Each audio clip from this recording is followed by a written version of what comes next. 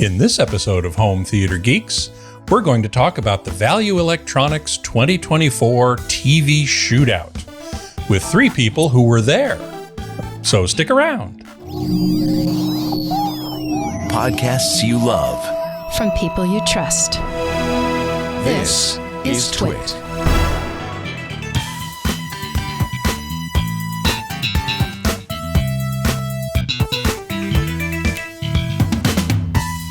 Hey there, Scott Wilkinson here, the Home Theater Geek.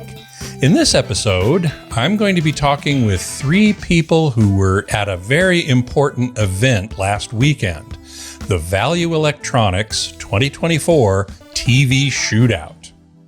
My guests today include Robert Zohn, the owner of Value Electronics. Hey, Robert, welcome to the show. Thank you, Scott. So happy to be here with you and everybody. Always glad to have you here. Also with us is Jason Dustal, technical trainer at AV Pro Edge and the system designer of the Shootout system. Justin, thanks for being here. No problem. Thanks for having me. And finally, we have David Mackenzie, CEO of Fidelity in Motion. He is a compressionist and one of the judges at the Shootout. Hey, David, welcome back. Hey, thanks for having me on here again. Always glad to have you here. So this was, Robert, I believe the 20th annual TV Shootout held August 3rd at the Value Electronics store in Scarsdale, New York, right? Correct. Exactly. Thank you. So tell us a little bit about the history. So it's the 20th year that we made it a public event. We started 2004, broadcasting it across the world. Mm-hmm. I did it for a few years prior to that, just for my own personal interest of testing the best TVs to see what the differences were with some very famous calibrators. And then I thought, hey, let's make this a public event, let people see it. And originally, the design of the event was so that people can select, the enthusiasts can select the best TV that matches their use case and their liking. But what really the benefits that turned out to be even more important is the manufacturers competing so vigorously every year, making their TVs better and better and better, and really focusing on the interest to win the event and be crowned king of TV. So wow, it's so in a way it's promoting the idea or encouraging manufacturers to actually improve their product. Yes, indeed. Thank you. So, David, have you seen, you've been a participant for many years. Have you seen a steady improvement in quality of these TVs? I have. It's, and to Robert's point, it is thanks in large part to this event, that the manufacturer's feet are held to the fire in terms of how accurate a display they're putting out. Mm-hmm. I remember the first year I came, and obviously that's 2012, I think, and it was all obviously no HDR. We were comparing a bunch of SDR TVs, mix of plasma, a couple of LCDs were starting to appear as well. And the discussions were things like, wow, look at what that one's doing. Like, oh, you can't turn motion interpolation on that off. You can't turn the sharpening off on that one. And that one can't do the color of cyan. And the discussions we have now are like, yeah, that one's coming out, that this one controls shadow details a little better than this one, and compare between the OLEDs, I mean. And they are all so good. All of the OLED displays in the competition, and the LCDs are no bad displays either.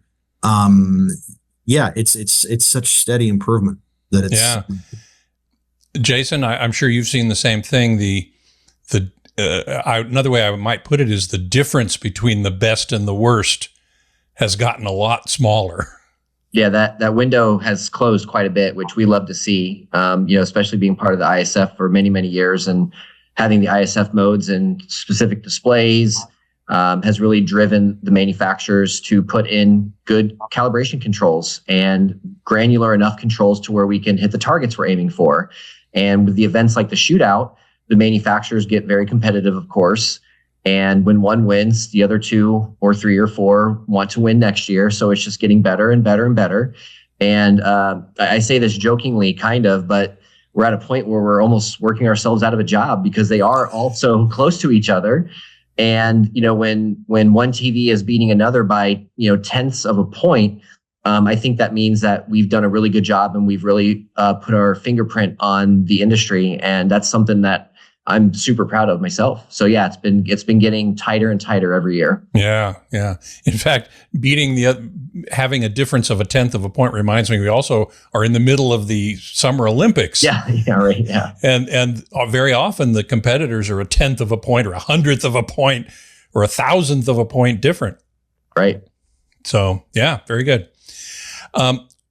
Robert, this year was divided into two parts.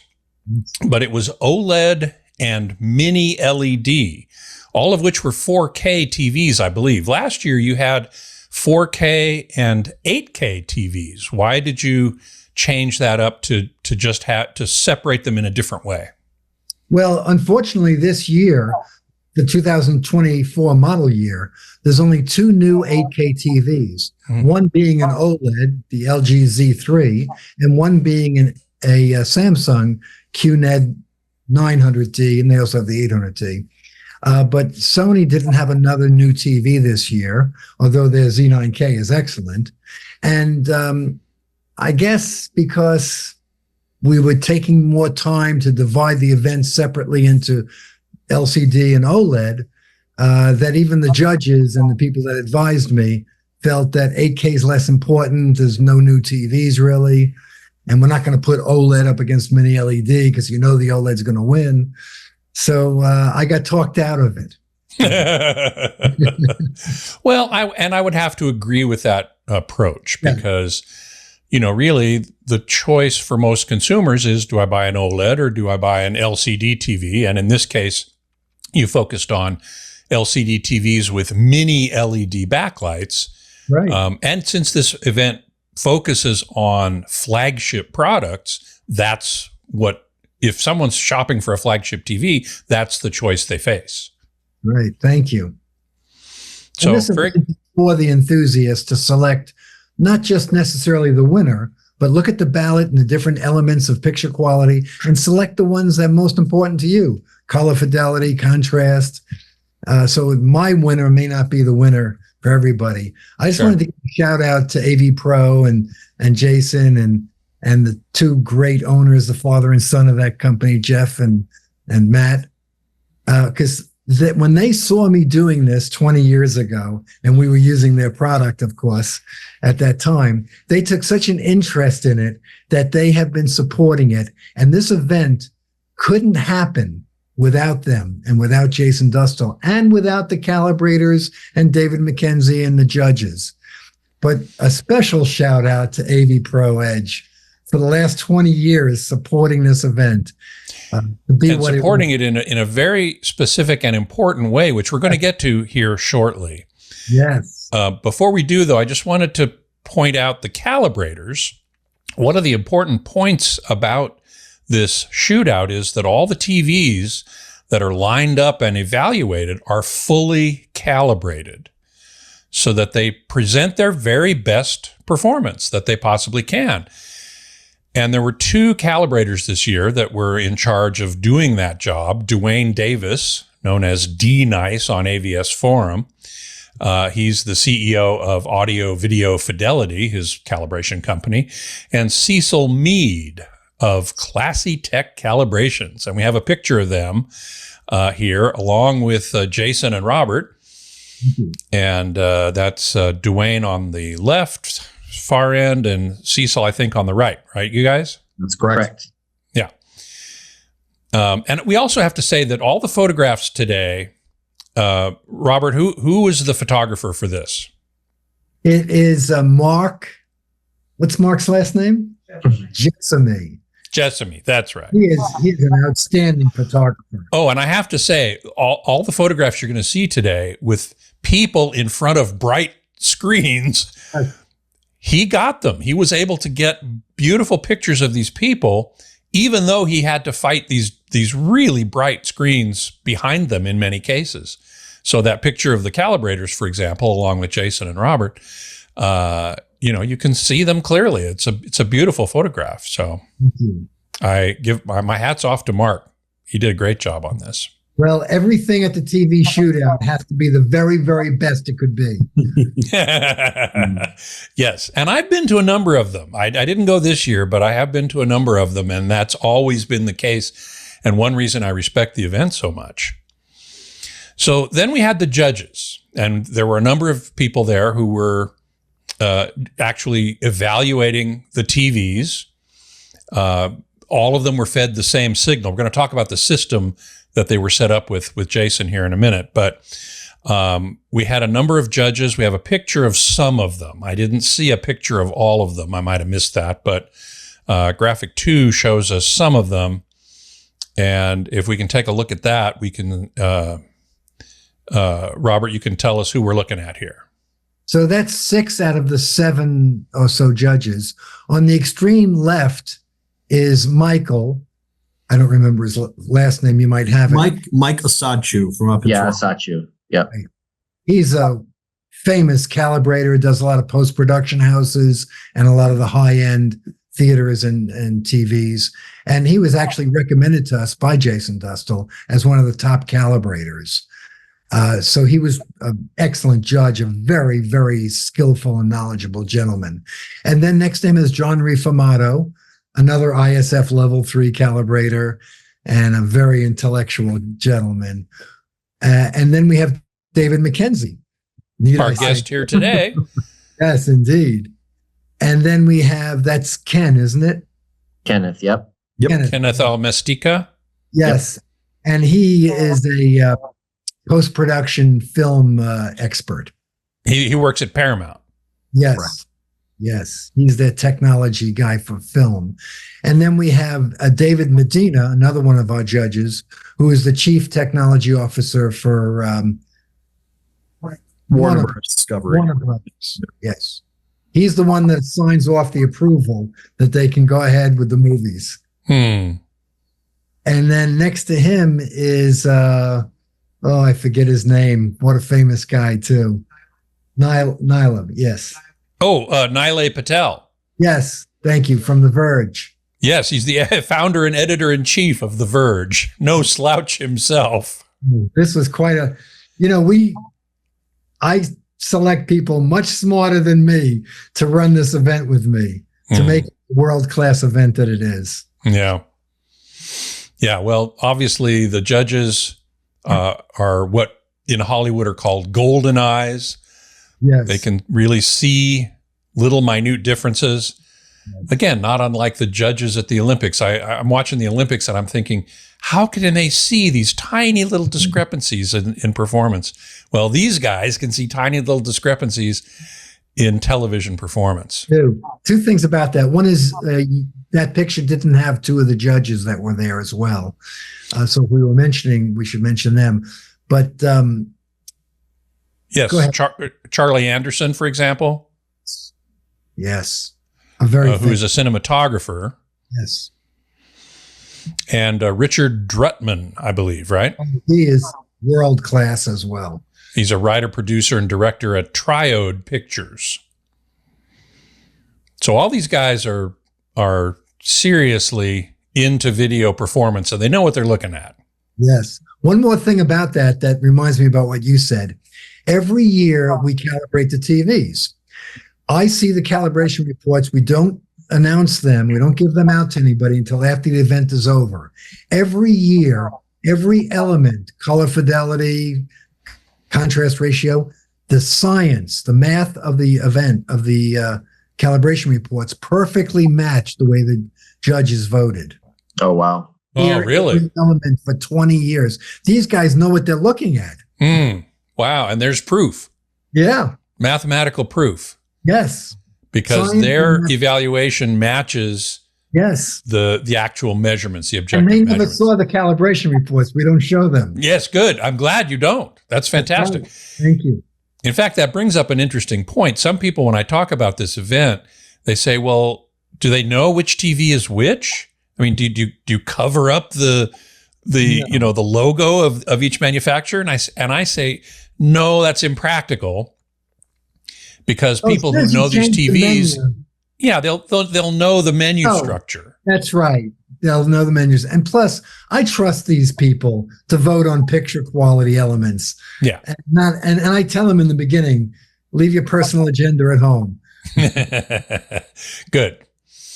I've noticed too that a lot of the guys that participate don't have a personal agenda. They just truly want to know which one's the best one and the closest one to the reference monitor. So, if somebody is a fan of brand A or B and they come in, with a fresh mind, they might end up liking a display that they didn't realize that they liked before. So, and the other thing too, and this is more of a kind of a practical thing, but the bezels are so darn thin, it's almost hard to cover up. Yeah, right. But also the people, the judges, like I think I must have owned one of each brand of those displays. Yeah, right. Exactly. I have one on my desk at work and another two at home.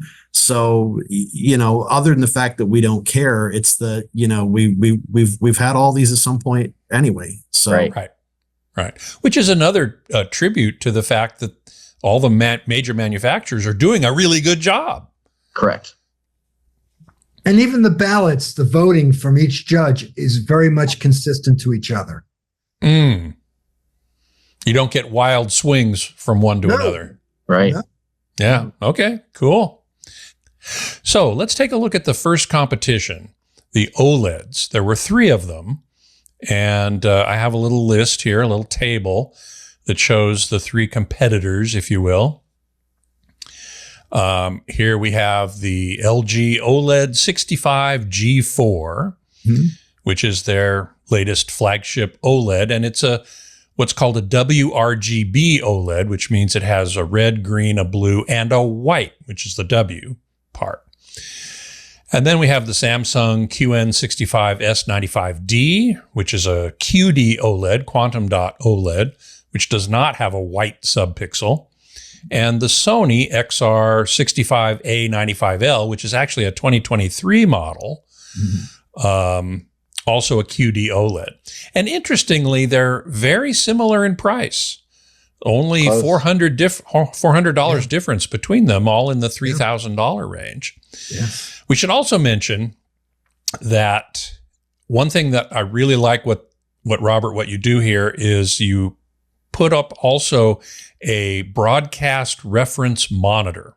Yes. In this case, the Sony BVM HX3110, a 31-inch 4K monitor, which uses what's called dual cell LCD technology to achieve better blacks. We won't go into the technology of that right now, but that thing costs $34,000, 10 times what the OLEDs that we're looking at. We had 2 of them. Oh, and we had 2 of them, right? We had one with the OLEDs and one with the mini LEDs. Yes. So that's pretty impressive. Because the Sony is what broadcast engineers are looking at, and colorists. David, do you have a HX3110 in your studio? You being a compressionist? We don't do a lot of color critical work here, so we will hire display like that or of that caliber if there's anything critical, or go somewhere where there is one. Compression isn't the main thing that we have to watch out for when putting movies on a Blu-ray disc, 4K Blu-ray, is that the color doesn't change. And because we have an accurate imaging pipeline, we know it doesn't. But yeah, for any kind of color critical work, or if you're especially if you're adjusting, working on grades, like low light scenes in movies, where you want to be sure this stuff is just barely visible above the shadows, you absolutely need to check it on an extremely accurate display like that. It's not just the Sonys that are being used in post. I think they are, I believe, the mainstay. There's like Flanders Scientific is another brand, which wasn't at the event, but you have pick one monitor to compare, right? Let's not complicate it. Yes. But also in color correction suites, there's usually a client monitor, which is a big accurate TV. And many of the client monitors you'll find are the high-end TVs that you'll find at this event. I know there's a lot of Sony A95Ks and Ls out there. So. So we actually, Robert, correct me if I'm wrong, but you did both comparisons sort of at the same time. You had 3 OLEDs on one side, 3 mini LED LCDs on the other side, 2 of these reference monitors, all set up together, and people could look across and do what they did. Is that right?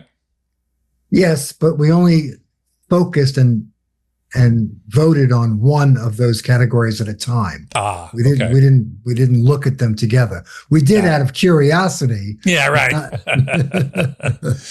Okay, so Jason, I want to talk to you because you are the one that actually set up the entire system, and you were kind enough to provide a graphic of the system and how it was all connected together. And I'd love for you to take us through it when we see it here on the screen. The difficult part of this is we have multiple brands of TVs. We have multiple sources of multiple capabilities. We have physical wiring to worry about. It's an environment where there's a lot of electronics on all at once. Yeah. So it's really important to get a nice stable signal to each one of the displays without any failures.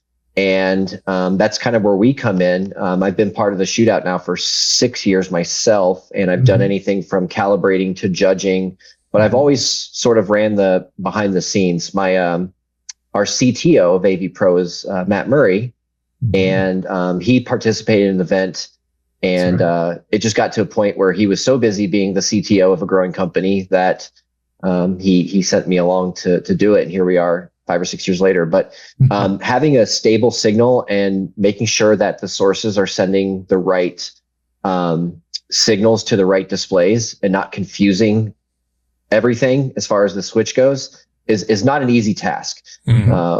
Which is why for this year, I brought our flagship HDMI matrix switch. It's called the Axion 8. It's a great switch. It's 8 input, 8 output, built-in scalers, built-in EDID management, all kinds of cool toys. The source is all connected to the switch via what we call normal passive copper HDMI cables. They were each 2 meters. And from the outputs of the switch over to the displays, we used our Bullet Train. Bullet Train is our brand of cables. We use Bullet Train, what we call active optical cables.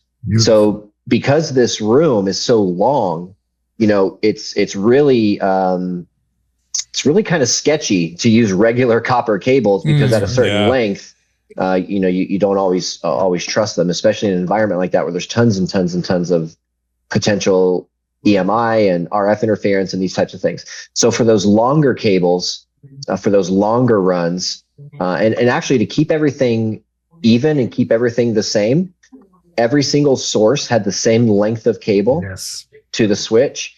And from the switch to the displays, every single cable was exactly the same model, exact same length, exact same everything. So everything was the same. So it was, and the only tricky part, I wouldn't say the only tricky part, one of the tricky parts this year was because if you count the reference monitors, we had 8 displays. So for a matrix switch, we were using all 8 outputs. We weren't using all the inputs, we were using all the outputs.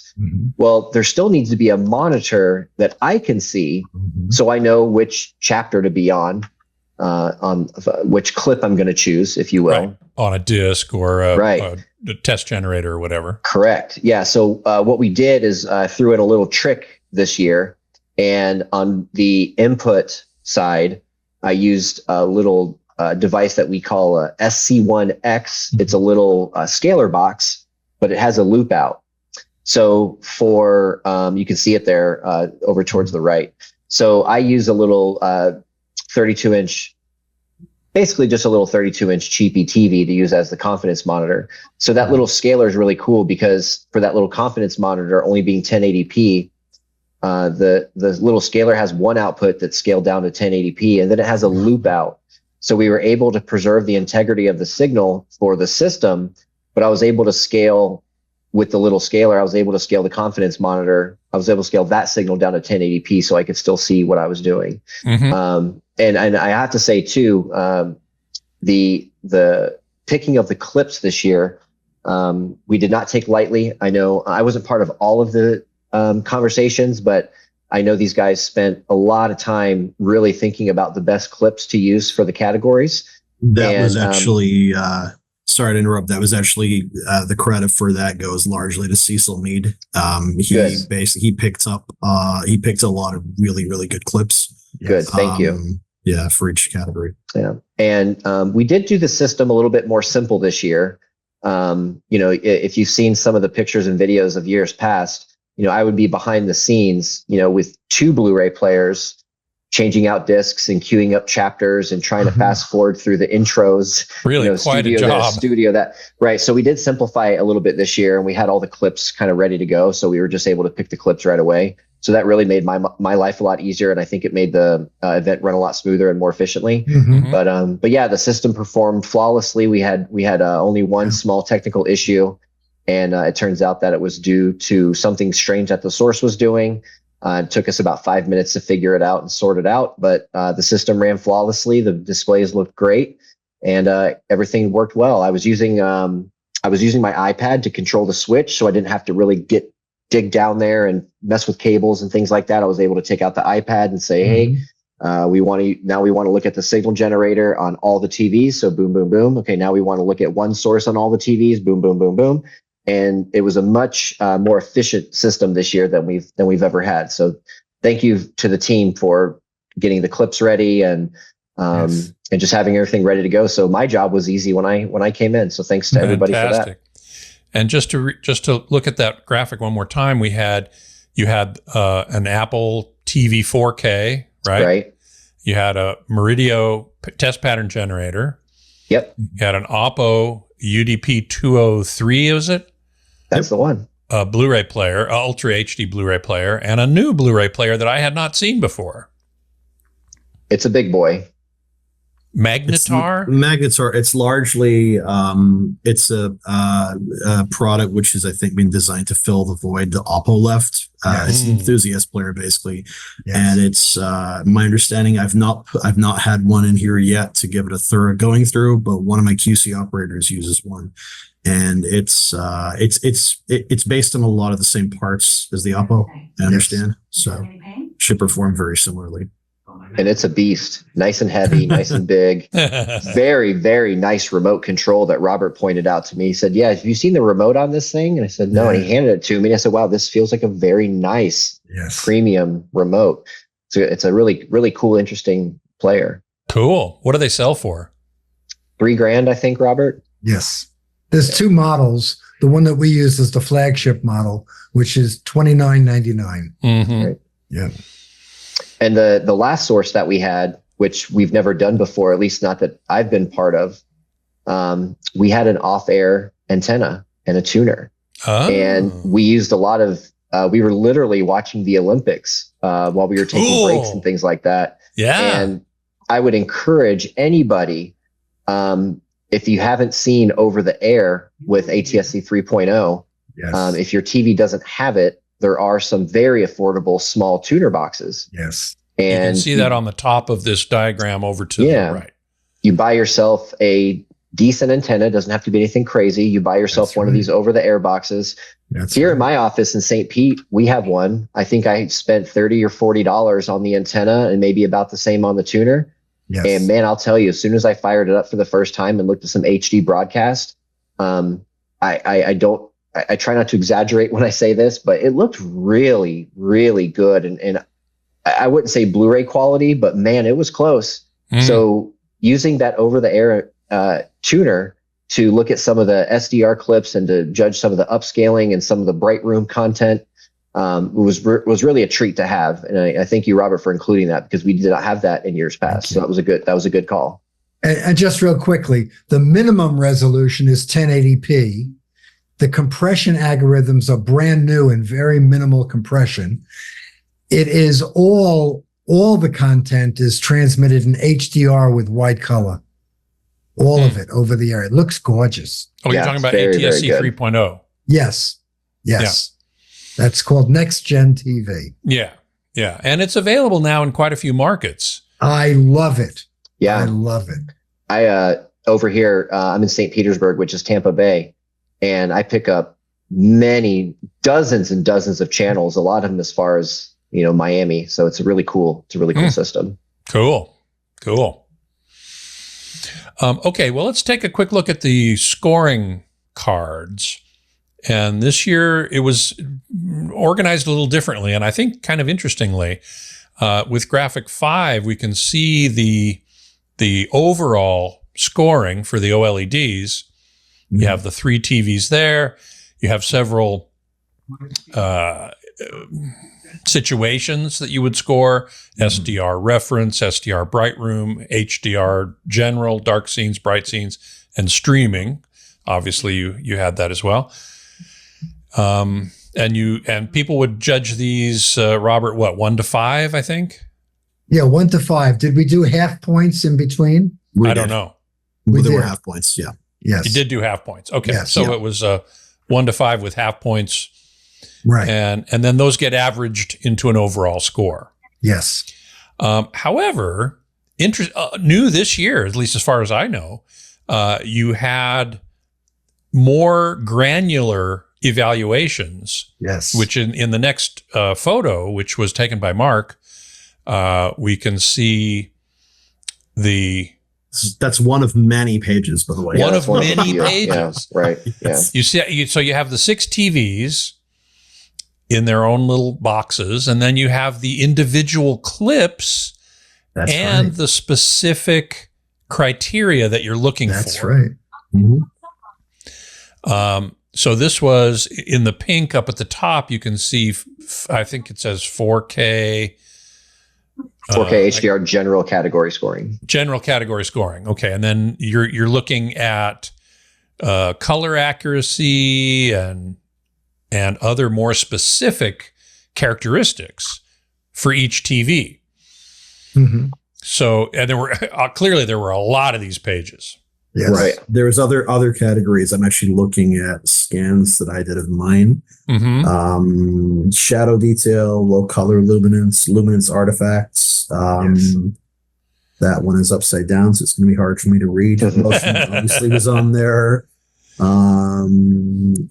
Grain preservation as well. Oh wow! Yeah, that's right. Films. That's right. Yeah. Detail. Yeah. Nick, I don't think any of them were doing anything.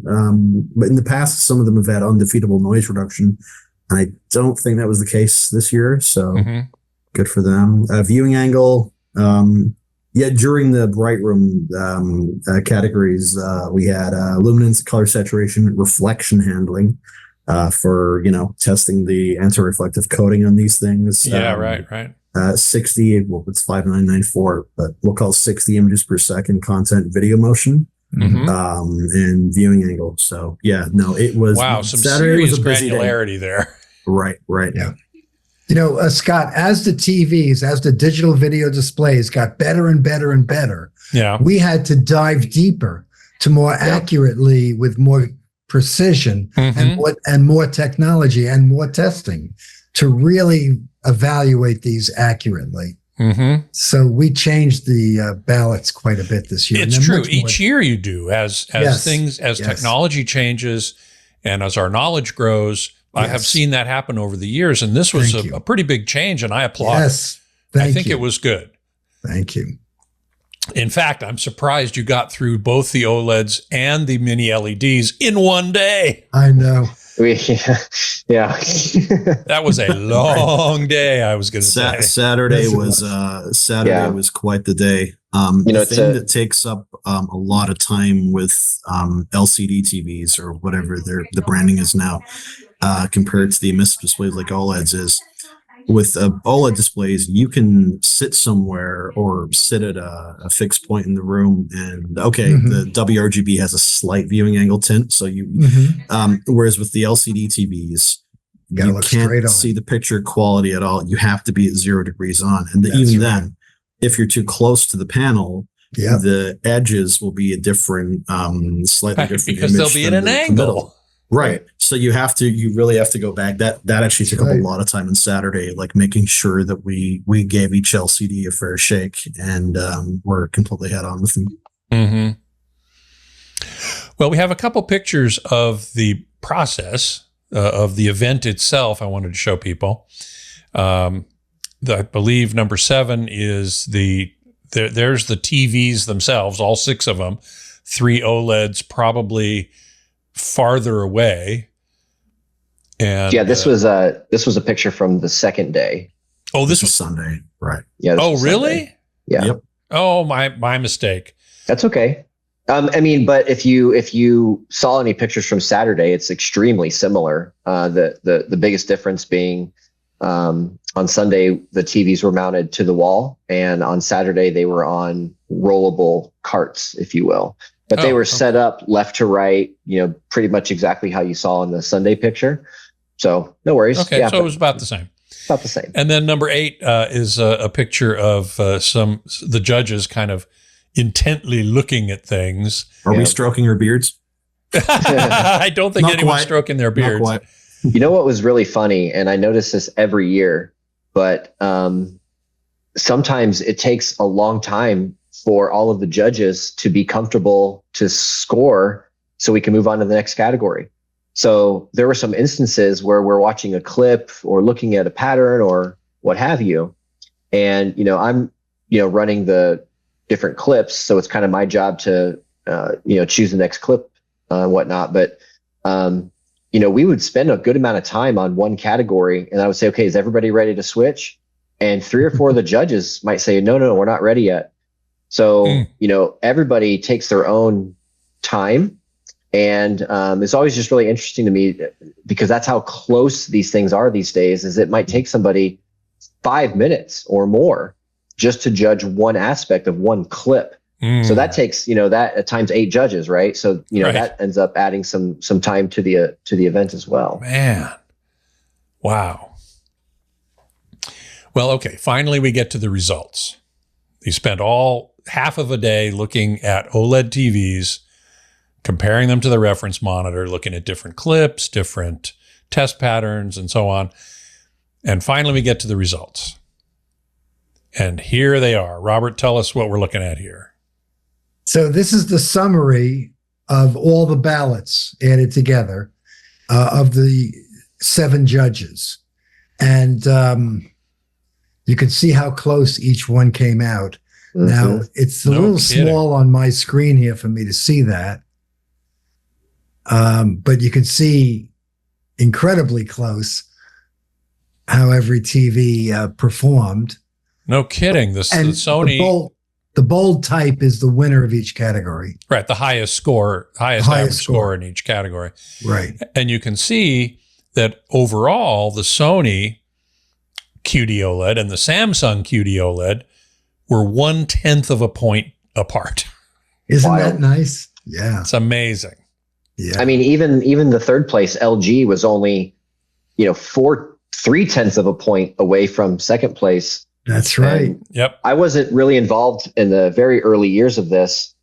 So maybe Dave Mackenzie would have a good perspective on this, but I'm just guessing here that it was not this tight in years past. I mean, my assumption, I could be totally wrong here, but there may have been a gap of 1 point, 2 points, maybe more in the early days. I wasn't there, I can't but remember the exact numbers. I think you're correct in saying that it was never this tight. It was never down to points. Right. What hasn't changed though is that the emissive display is always the winner. For this kind of serious darkroom viewing, that's really where LCD technology has improved a lot. But yes. the quality, especially of QD OLED, the quality of plasma WRGB OLED, QD OLED, it's not a subtle difference, I think, right. in a test like this. Another reason they might be so close now this year is that in years past, you had OLEDs and LCD TVs being compared, being judged together. Mm-hmm. So that might have resulted in a somewhat larger spread. Sure. Yeah.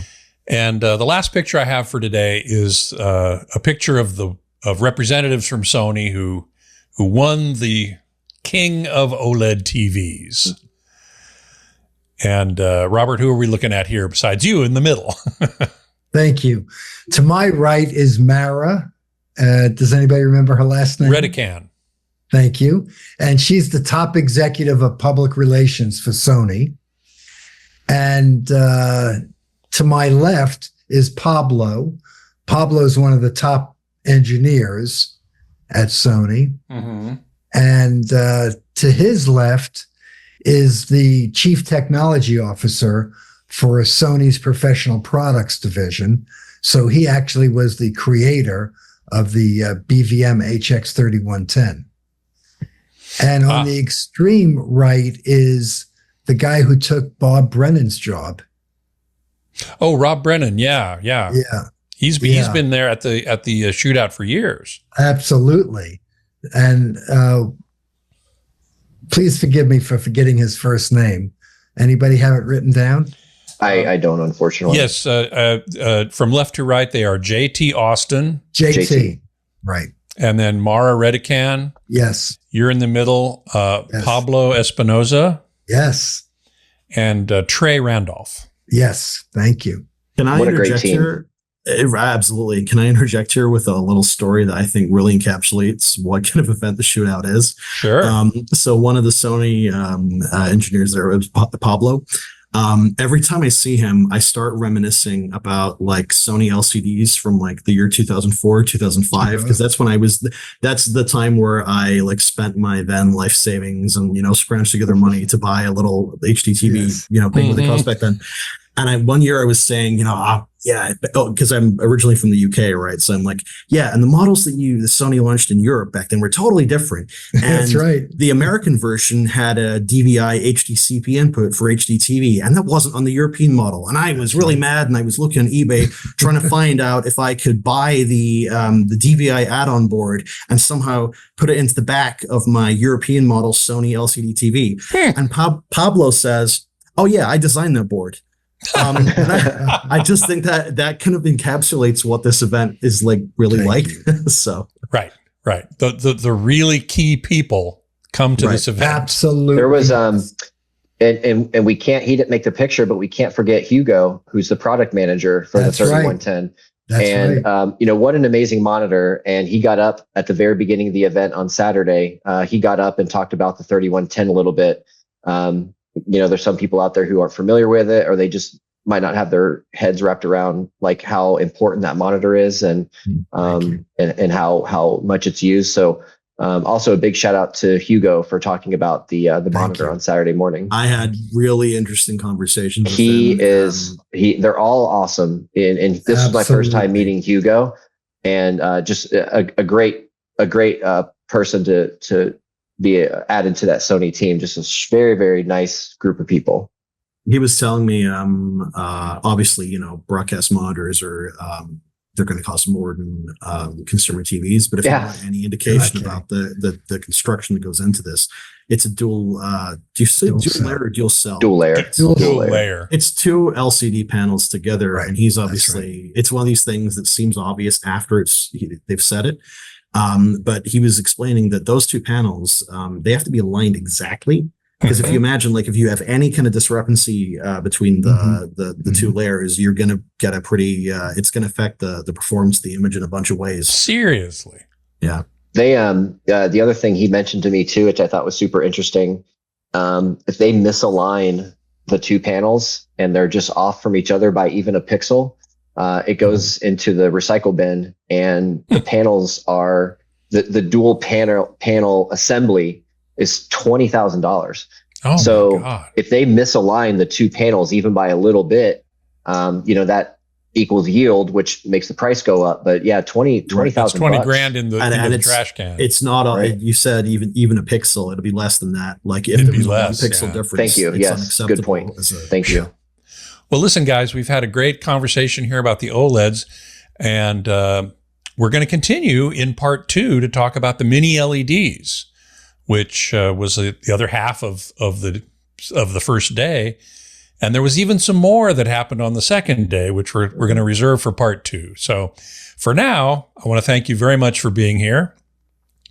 Robert Zohn, owner of Value Electronics, David Mackenzie, CEO of Fidelity in Motion, and Jason Dustal, pardon me, technical trainer for AV Pro Edge, who was the system designer for the Value Electronics 2024 TV Shootout. So stick around for part 2. Thanks, you guys. Thank you. Thank you. So as always, I want to end the show by saying, if you have a question for me, please send it along to htg@twit.tv, and I'll answer as many as I can right here on the show. And as always, we thank you for your support of the TWiT network with your membership in Club TWiT, which gives you access to all the shows TWiT produces. You can watch the videos and see all the graphics we showed you today, and come into the Discord channel and hang out with like-minded twits. Beautiful. So until next time, geek out.